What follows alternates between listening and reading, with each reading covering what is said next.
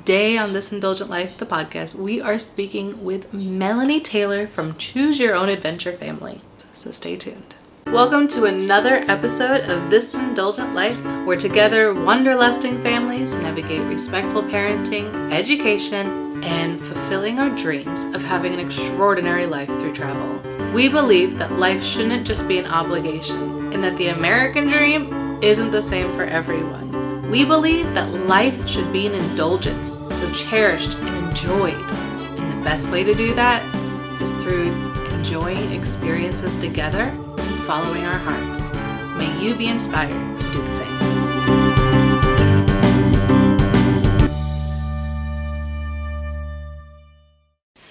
Remember to check out the show notes at thisindulgentlife.com/5.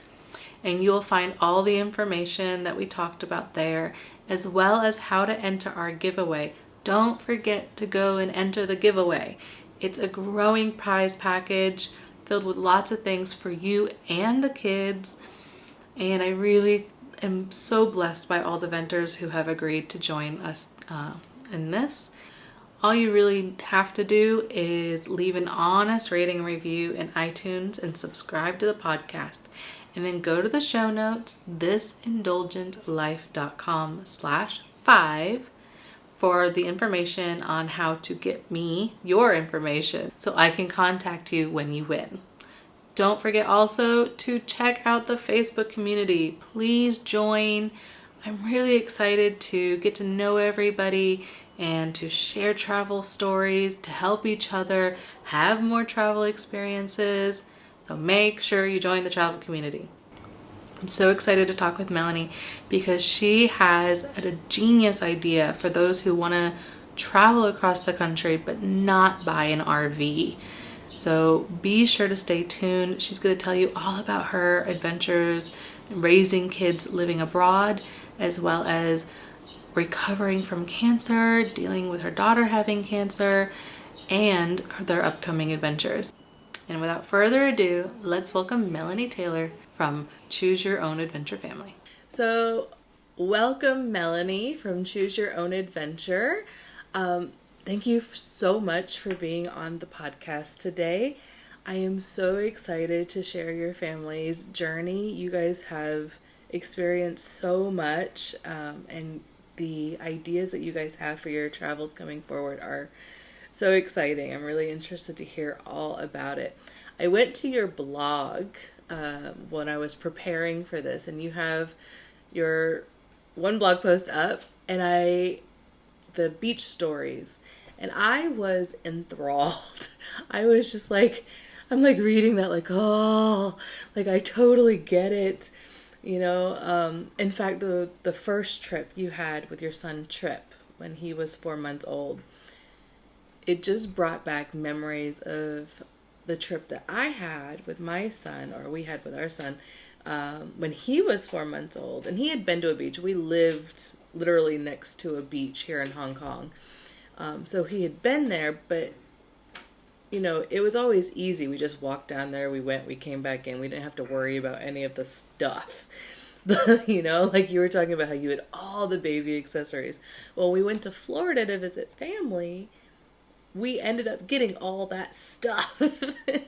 You know, he had the little hat, and he had the little outfit, and we bought that pop-up tent, and it just brought back all those memories of almost 2 years ago now, where we did that. Even the like hunching over inside that tent to try and breastfeed. I so remember that feeling. So I just wanted to like thank you for the amazing writing, first of all, and really kind of bringing back those memories. And I don't know about you, but I really feel like water calls me and always is like a calming place for our family. I don't know if you have that experience as well. It seems like we kind of had that connection. Yeah, definitely.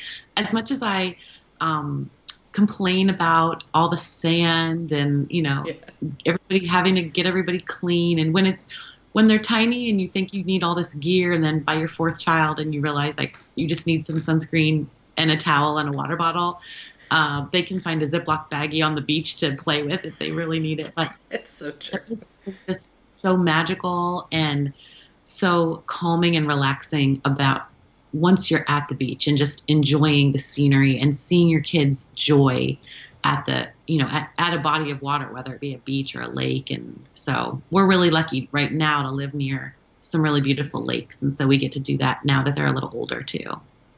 Yeah, we're looking forward to that. My mother lives, I call it a crick. She's in Pennsylvania, so we call it a crick. My husband always teases me. It's a creek, he says. And she lives right next to one. It just flows right through her property. And it's just the most like magical little place with rocks and trees overhanging. And so we're looking forward to that as well when we go and visit.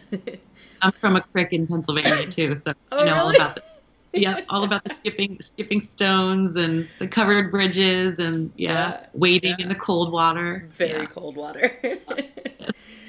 Great. So why don't you tell me or tell us a little bit about you, your family, and how you guys got involved in traveling?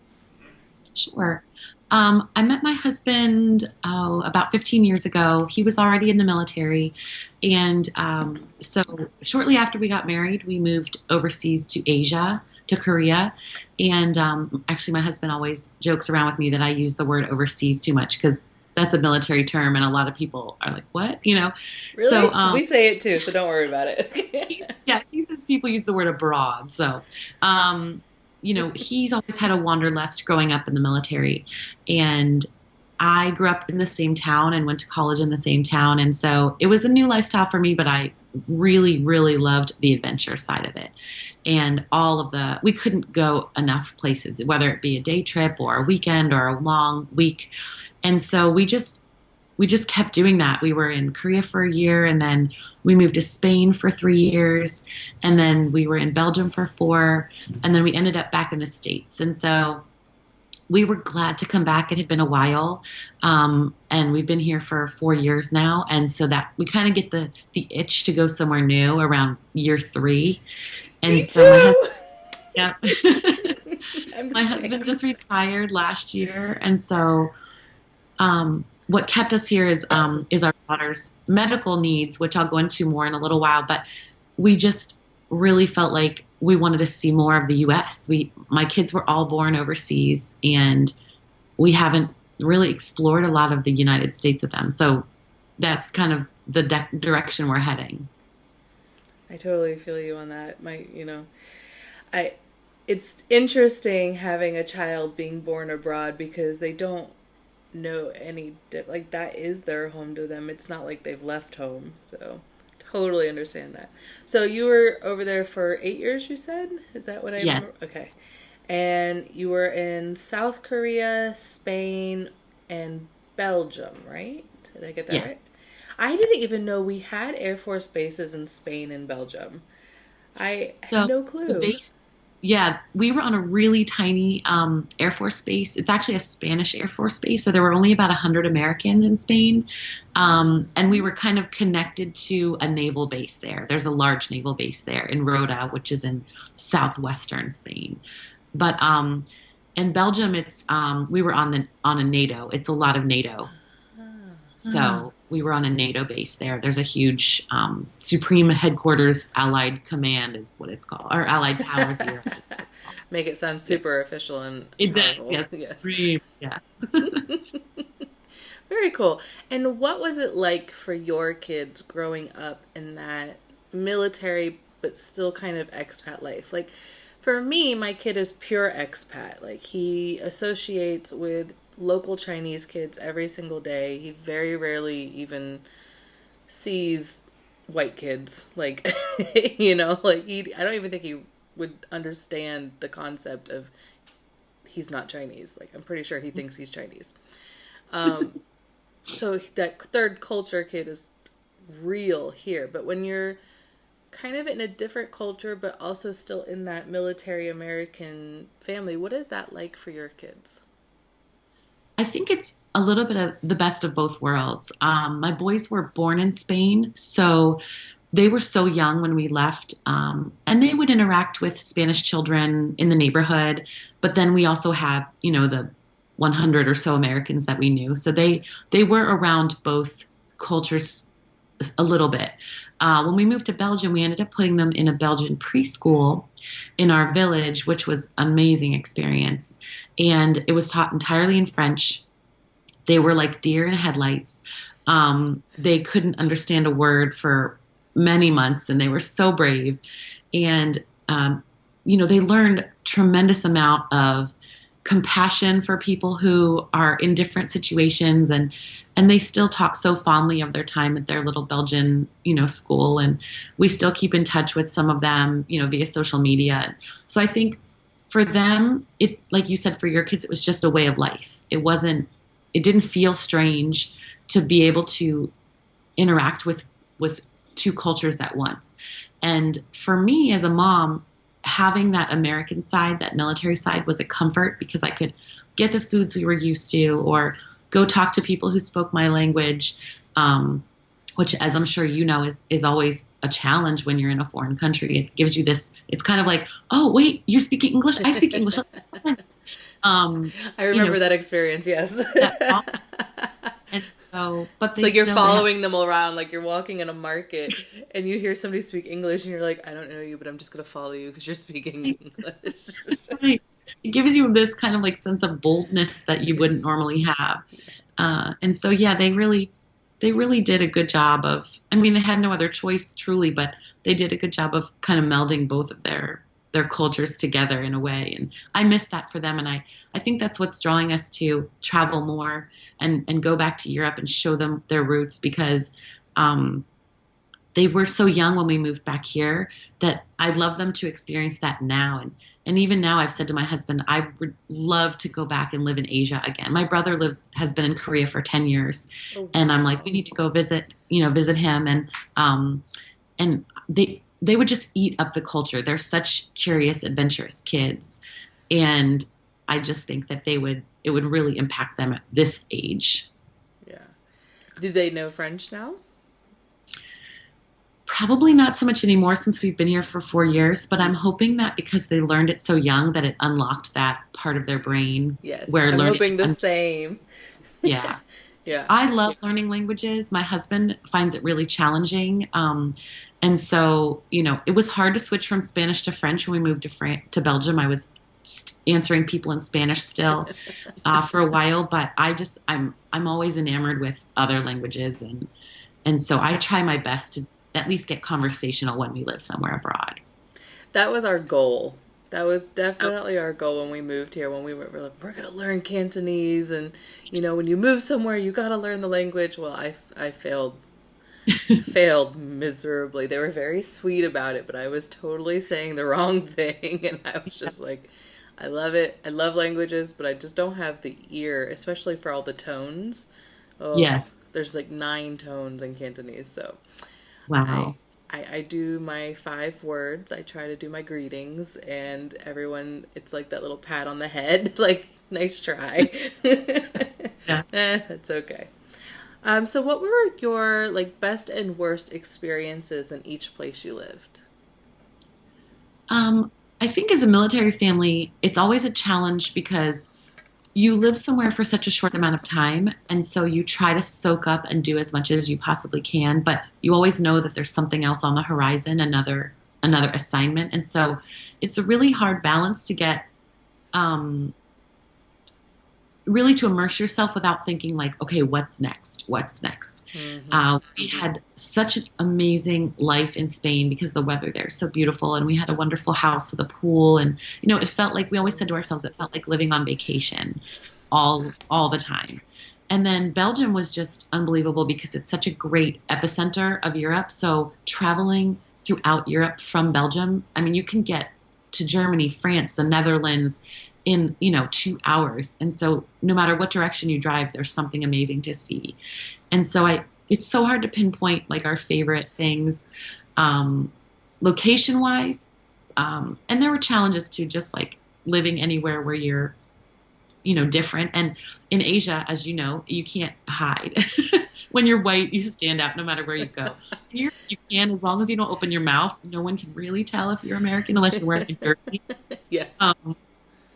But in Asia, it's really fun because just you have to get used to the stares and people looking at you and in taking pictures of your kids and It's the kids, yes. And they constantly like wanting to push their kid with your kid so they can take a picture of your yes, kid. yes. Like, We especially we when didn't they're have blonde. yeah yeah we didn't have kids in Korea, but a friend of mine had a really adorable little blonde son, and he was a celebrity pretty much everywhere he went. Yep. So They want to like touch his hair. So yes, yeah. definitely a different experience as a parent. So let's move on to while you were abroad. I believe it was when you were living in Belgium, if I'm correct. You ended up finding out that you had cancer, right? Mhm. Can you Yes. tell me, like, what that was like having to go through something so serious and monumental so far away from family?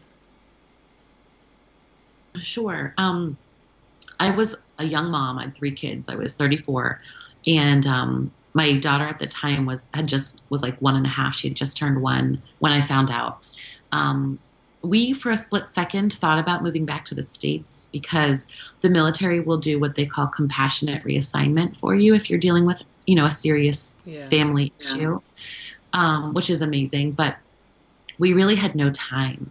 I needed surgery pretty quickly after they found my cancer. I was stage 3 breast cancer at the time. So Oh, I needed surgery. I had surgery probably in a little less than a month after I was diagnosed. And so another thing that played into it was we had been overseas at that point for 6 years. And so we didn't have a community in the States that we could have moved back to plug into. So that weighed heavily on our decision as well. We knew that in Europe, they have modern medicine just as we do in the States. yes. And I think sometimes people don't understand that. And we were really lucky to find an amazing teaching hospital in the Dutch region of Belgium. And so everybody in the Dutch region also speaks English, but not many people in the French region do. So we traveled. Interesting.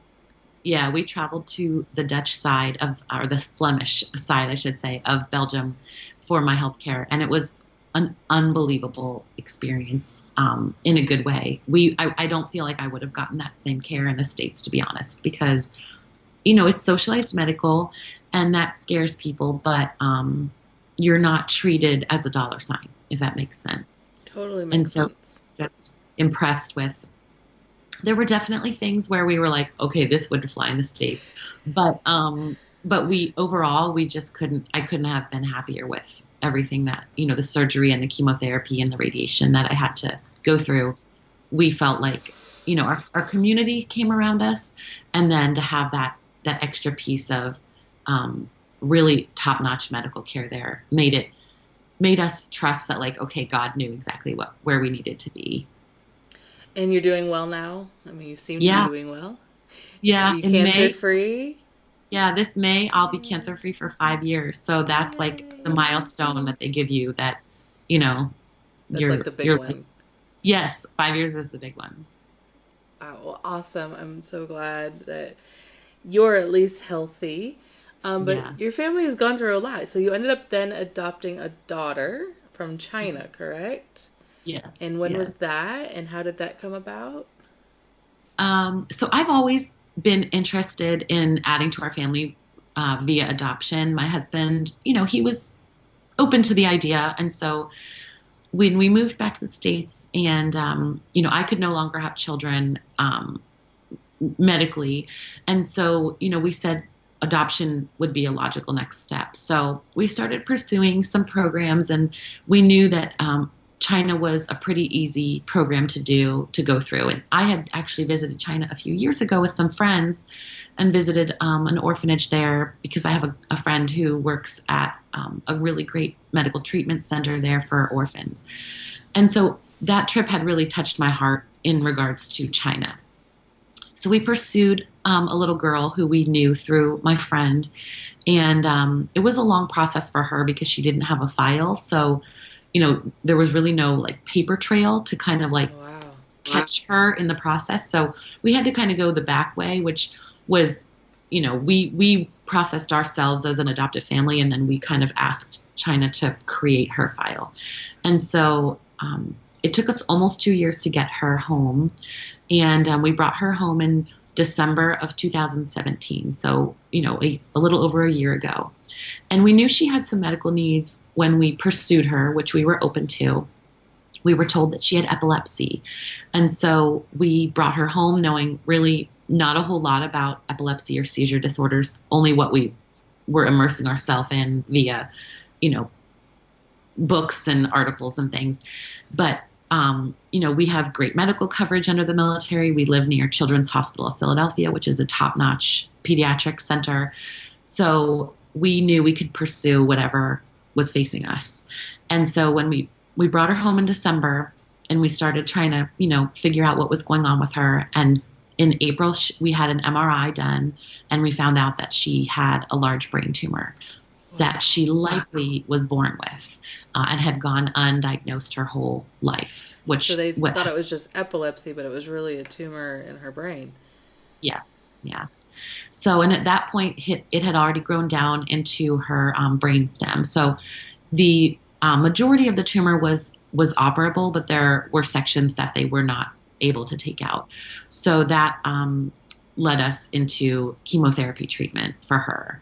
And so she needs to have chemotherapy for a year to just stunt the growth of the tumor that's remaining. And so she's about halfway through that treatment right now. So that's what I saw on your Instagram of her, and the bed was getting that. Okay. Yeah. She has MRIs every months to check the progress that the chemotherapy is making on the tumor that's remaining. And how old is she? She'll be 6 in May.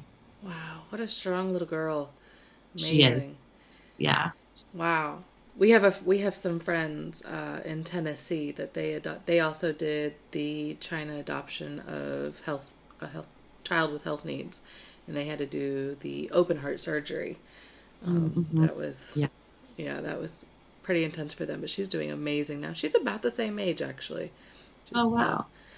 Wonder if same area. I never know. Yeah. A lot of us Chinese adoptive families are connected on some Facebook groups and stuff, so maybe you know them. All right. So let's move on to what you are planning to do. This whole choose your own adventure. How did this come about? Where did the name come from? And what are your plans going forward? So when I was sick, travel was one of those fantasies that was always getting me through the rough days, thinking about moving to some tropical island with my family and just frolicking in the sand. And, it was one of those images that I was always relying on when I was in bed or in pain and things like that. And now dealing with this year of medical care for our daughter really made us put things into perspective and shift our priorities. So when my husband retired from the military, we realized we have kind of two options here. Many service members just jump right into another job right away, and they're looking down the barrel of another 20-year career. Could we do something different? Do we want to do something different? And so both of us were really on the same page about that. We wanted the family time, that we wanted more adventure, more, trips with our kids to just show them the world. And so we said, why, we have this extra stream of income. We're not hurting for money right now, to live the way we want to live, which is modestly. Yeah. Do we want to push for the, American, quote unquote, American dream? Yes. Or do we want to do something different? And, God just put us really on the same page. And so we said, let's do it. We've already dealt with some serious health issues. We know that tomorrow is not promised. And if we don't take advantage of this opportunity where our kids still like to hang out with us, we'll regret it. So that's kind of how our year plus travel idea came about. And the idea for Choose Your Own Adventure was something that we kind of were talking about, because in the military, you're always at the whim of the government, giving you your next assignment. You have a little bit of say, The but not a hurry whole up lot. and wait game is what we Yes. all call it. Yeah. Because I was a Navy brat, so I do Okay. partially Yeah, understand. right. And so, we said, well, now we get to choose. And we kind of looked at each other like, but we don't know what we want to choose. Like, we've never had that option. And so we were like, well, why don't we let other people choose? And so, we're looking at it as on the big scale, where to go next, and on the small scale, like, do we eat here or here? And there's so many ways we can play with it. And we just want it to be a way. We don't really have the desire to be like a YouTube family. My husband has zero desire to be like on Media. it's like in any way. And so we love the blog, we love Instagram, and so that's just a way that our people, our friends, our followers can kind of follow along with us. That's awesome. I really can't wait to see how that pans out for you when everyone gets to kind of pick where you go next. Should yield some really interesting results. I think I heard of another, I wish I could remember. I'll have to put it in the show notes when I find it again. Another family did that in like Asia. Like they were traveling through Asia, and they would be like, okay, so should we go to this town or should we go to this town? And they let them choose, and it ended up yielding a lot of really cool adventures. I think it will be, I mean, it's one thing to like plan everything out yourself, and then it's another thing to just be like, you know what, we're just going to make the best of wherever we go and figure it out. Yeah. And then how is it going to affect your daughter and her medical condition as you travel? That's definitely a question we've been looking at and talking to her doctors about. She'll hopefully be done with her chemotherapy, which she gets chemo every week.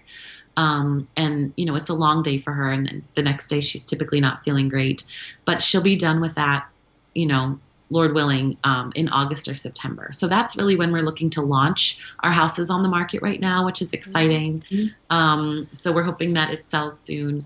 And once she's done with chemotherapy, aside from daily medication to control her seizures, she'll only need an MRI every 3 months just to keep her doctors abreast of what's going on with her tumor. Now, God forbid something changes and she needs to go back and start receiving more chemotherapy treatment, then we'll obviously have to retool our plan. But for the foreseeable future, we're hoping that we'll just have to find somewhere for her to get an MRI every 3 months. And with the military, you have more access to that, right? Yes. Awesome. Yeah. Theoretically. Ask me next year when I'm dealing with bureaucracy, but theoretically, that's what we're looking at. That's true. Now, you guys are not planning on doing the normal, quote unquote, normal way to explore the U.S. Like most people, when they say they're wanting to, hit the road or travel around the U.S., you're thinking, instead of doing the RV thing, which most people seem to do when they want to travel around the U.S. long term, you guys are having something else in mind, right? We are. We actually went RV shopping for about 6 months, and we were like, oh, these are amazing. But just looking financially at the investment of buying an RV or a truck with a fifth wheel, and looking at RV parks and trying to figure out where your, rig would fit. And it just seemed so overwhelming to us. The ages of our kids played a large factor into that too. Our oldest is only 10 right now. So to live in an RV park where they, at their ages, wouldn't have a lot of freedom to go, run around on their own. And my boys are outside 80% of the day, weather permitting. And they love to be outdoors and love to explore, and to realize like that would be a hard balance with, working from home or part-time working from inside your RV, where 4 kids would feel really cooped up, would be a challenge. So, we said, what if we did the Airbnb thing? What if we, what we're calling minivan caravan. So we're going to travel in 2 minivans, load up the back, put 2 kids in each one, and just travel to the next location. And so what we're envisioning is Airbnbs VRBO rental houses throughout the US at least, and kind of setting a home base for 2 to 3 weeks at a time and then doing smaller day trips from there, or overnights or weekends or whatever.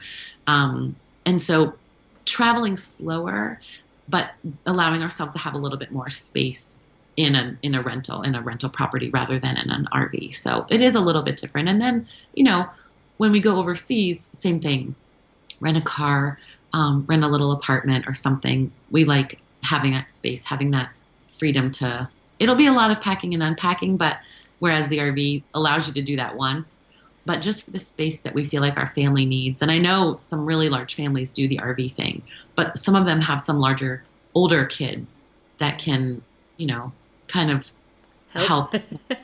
Help navigate. We're trying to figure out how we were going to do that as well, but we'll figure it out. The nice thing that doing this is you kind of get to immerse yourself into like a local area, or into, if you wanted to be in the center of all, you can find something in the center of it all. So you really have a lot of options by doing this whole Airbnb thing. And it's amazing that we have these options these days, because 10 years ago we didn't have any of these options. So now it's just like getting easier and easier to be able to travel with your family. It is. It's just, blows my mind. I love the whole minivan caravan thing. And now you have 2 vehicles, so if one of you wants to go somewhere by yourself and leave the kids, you don't have to worry about needing a vehicle, and you still get that 2-car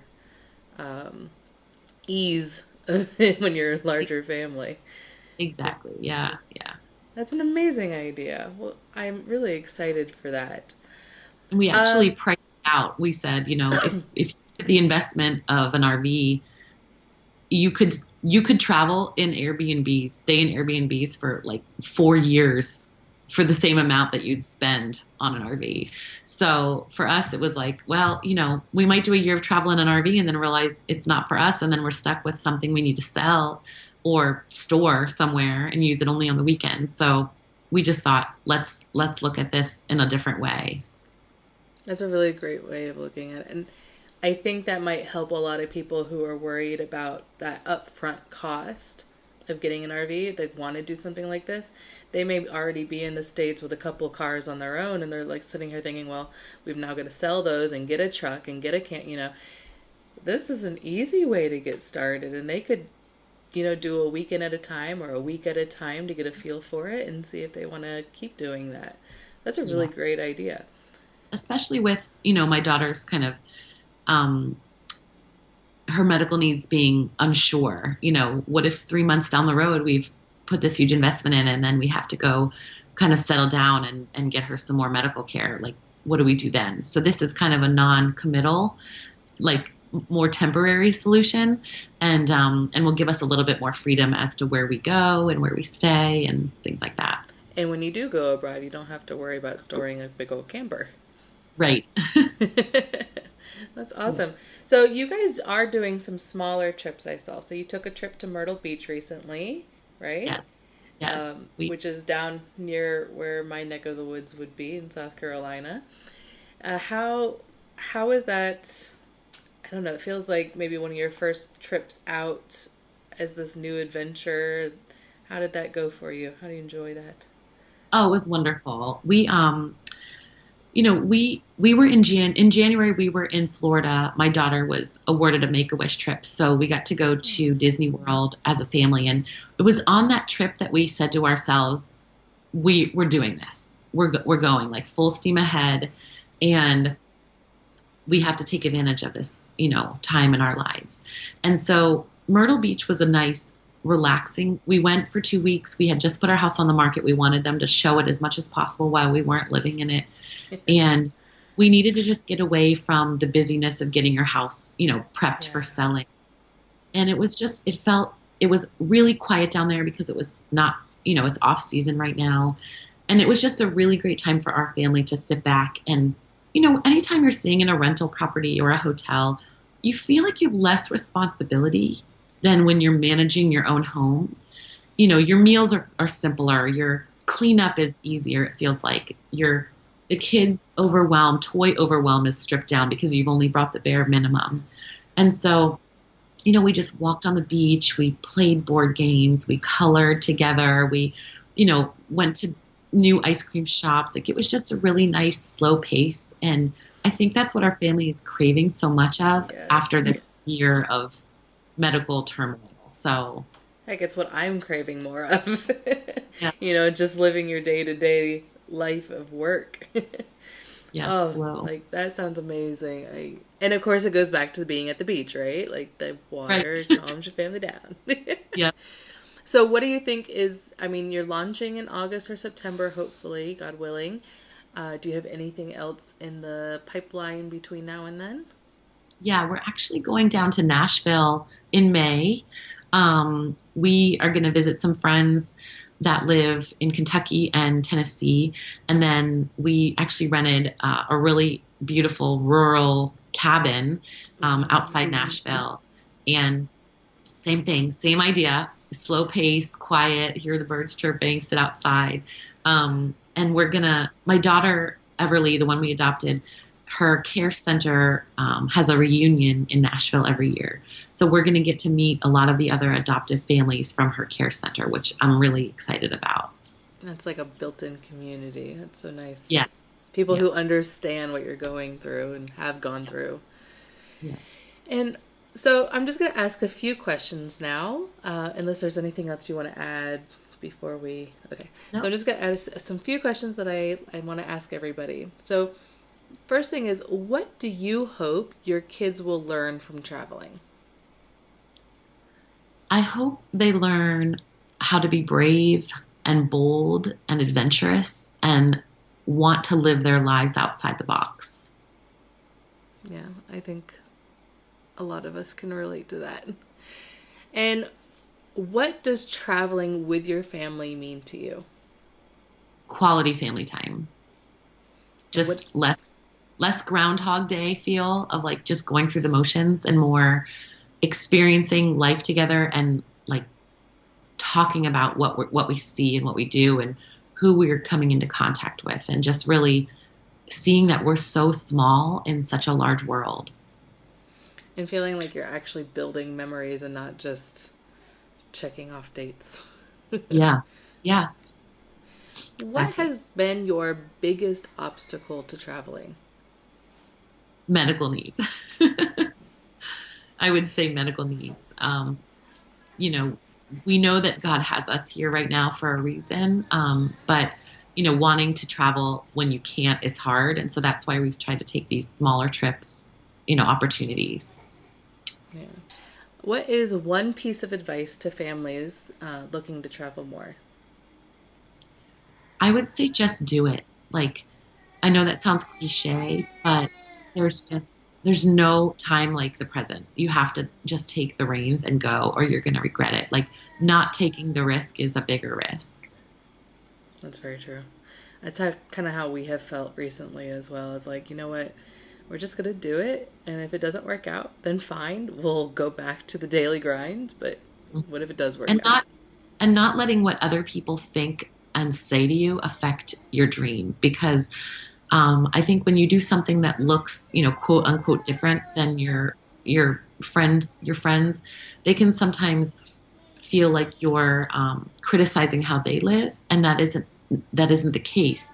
You just feel propelled to do something different and do it anyway. Like don't think about, well, someone said that's not a smart idea, or it's not responsible, or it's not, That's a big what are your one. kids going to do? Yeah. I mean, just, it's your life and there's just so much to see in the world. You can't live in your living room your whole life.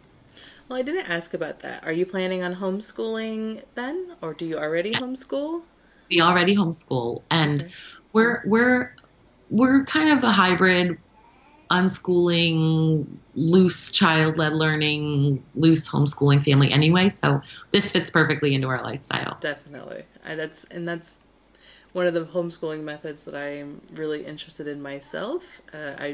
As an art teacher, I also do more like a child-led instruction, so to speak. I see the benefits there, so I know it would be beneficial for all kids in all areas.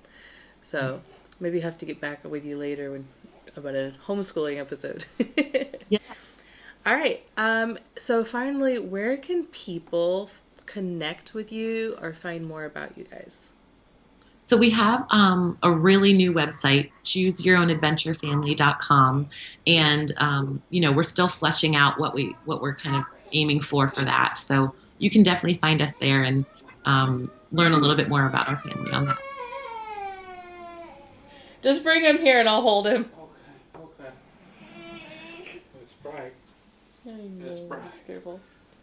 All right, come turn towards Mama. Oh, that hair. Yeah. Mama. Yes. I'm here, baby. All right, there we go. Come here. Oh. All right, well, I think I even heard your kid in the background. Thank you so much for joining me on this podcast. And Thanks. Oh, poor guy.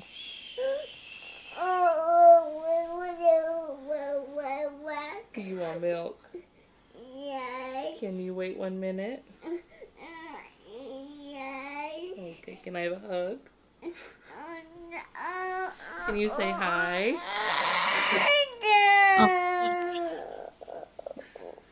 Well, thanks for having me here. Thank you, Melanie. And I really, really look forward to seeing more about your guys' trips coming soon. And I hope that Everly is able to heal up nice and well. And in 5 years, she gets to say that she's cancer-free. Yeah, me too. Thank you. Thanks. But thank you so much. I'm sorry for the ending here. Don't worry at all. Thank you. Appreciate it. Enjoy. Thanks. Bye. All right. Bye-bye. Remember to check out the show notes at thisindulgentlife.com/5, and you'll find all the information that we talked about there, as well as how to enter our giveaway. Don't forget to go and enter the giveaway. It's a growing prize package filled with lots of things for you and the kids, and I really am so blessed by all the vendors who have agreed to join us in this. Don't forget also to check out the Facebook community. Please join. I'm really excited to get to know everybody and to share travel stories, to help each other have more travel experiences. So make sure you join the travel community.